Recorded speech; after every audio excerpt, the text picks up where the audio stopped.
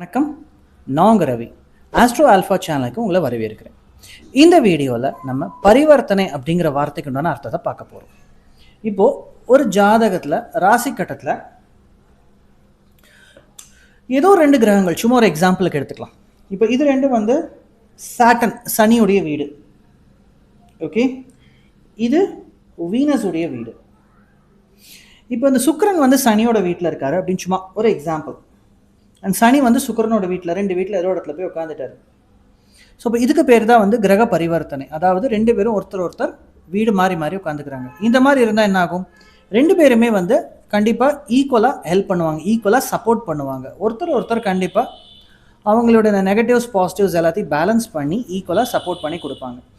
இப்படி ஏதோ ஒரு ரெண்டு கிரகங்கள், ஓகேவா, ராகு கேது தவிர்த்து, ஏன்னா ராகு கேது உங்களுக்கு வீடு கிடையாது. ஸோ ராகு கேது தவிர பாக்கி 7 பிளானட்ஸும், அந்த 7 பிளானட்ஸும், அந்த 7 கிரகங்களும் ஒருத்தருடைய வீட்டில் இன்னொருத்தர் மாறி மாறி உட்காந்தாங்கன்னா அதுக்கு பேர் தான் பரிவர்த்தனை. உங்களுக்கு பரிவர்த்தனை அப்படிங்கிற வார்த்தைக்கு உண்டான அர்த்தம் புரிஞ்சிருக்கும்னு நினைக்கிறேன். மறக்காமல் சப்ஸ்கிரைப் பண்ணுங்கள், பெல் ஐக்கான் கிளிக் பண்ணுங்கள், லைக் பண்ணுங்கள். தேங்க்யூ.